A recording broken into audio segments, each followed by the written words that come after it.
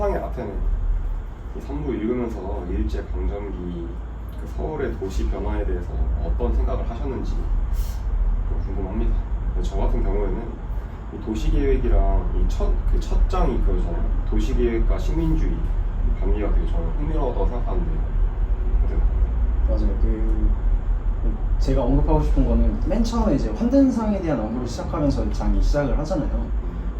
이게 우리가 읽은 3부를 관통하는 단어 혹은 개념이라고 생각을 하는데, 이제 환등상은 현실과 이상의 괴리감을 나타내는 상징하는 개념인데, 이제 유토피아와 같이 보다 완벽한 세상을 동경하지만 손에 닿지 않는 그림자와 같다는 점을 강조하는 것인데요.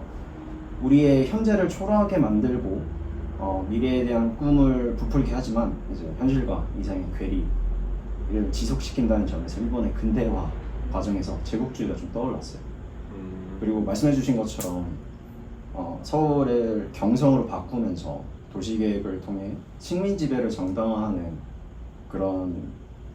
정당화하려 했다는 점이 조금 인상이 깊었고, 유럽에 대한 열등감으로 시작된 일본의 식민주의는 이런 인간의 끊임없는 이상에 대한 갈망으로 시작돼서 그 욕망은 모순적인 태도로 막을 좀 내렸다고 생각이 듭니다. 그래서 일제강점기 시절 도로를 넓히고 상하수도를 좀 정비하는 등의 근대화 사업이 겉으로는 좀 발전처럼 보이고 빠딱빠딱해 보이지만 실제로는 식민 통치의 수단으로 사용되었다는 점이겠죠. 저도 그렇게 생각하는데요. 특히 저는 이 장에서 다룬 한성에서 이제 경성으로 변한 과정을 보면 일본이 얼마나 체계적으로 서울의 정체성을 바꾸려는지 알 수 있었어요. 또 창씨 개명이 좀 전통적으로 저는 가장 큰 개념이라 생각하는데, 그런 전통적인 한국의 도시 구조를 무시하고 일본식 이제 도시 계획을 강제했던 걸로 저는 생각하고 있습니다.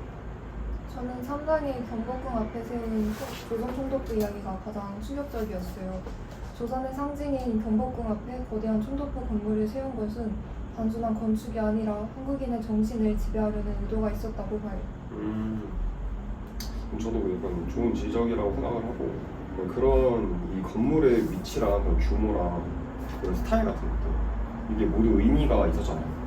그래서 서양식 건축을 이렇게 표방을 해서 문명화를 가장했지만 실제로 이제 한국의 전통을 좀 억압을 하고 이 일본의 그런 일종의 우월성? 그걸 약간 과시하려는 그런 목적이 있었다고 볼 수 있을 것 같아요. 맞아요. 이런 변화가 단순하게 이제 물리적인 것에만 그치지 않았고, 식민지에서 변화는 실험적이고 폭력적으로 시행된 다음에 이제 일본 영토로 역술출되어가지고 이제 제국주의의 분열증적인 모습도 보여주고요. 그리고 식민지의 도시 구조 변화는 이제 사람들의 생활 방식과 사고 방식까지 바꾸려는 시도가 있었다고 생각을 합니다.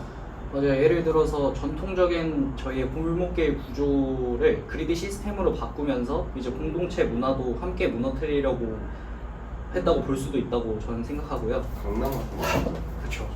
또 도시 공간의 변화가 이제 사회 구조의 변화로도 자연스럽게 이어진 거죠. 이 책을 통해 우리는 도시 공간이 단순한 물리적 환경이 아니라 권력과 이데올로기의 표현이란 것을 알 수 있었어요. 오늘날 우리가 서울의 역사적 건물들을 바라볼 때도 이런 관점을 가져야 할 것 같아요. 좀 좋은 의견들 주셔가지고 감사하고, 이 책이 우리한테 도시 공간을 비판적으로 읽는 방법을 좀 가르치고 있는 것 같거든요. 제가 봤을 때. 그래서 지금 이 주변 건물이나 도시 구조도 어떤 이제 메시지를 전달을 하고 있는지 그런 거 알아볼 필요가 있겠다고 생각을 하면서 이렇게 마치는 걸로 할까요? 좋습니다.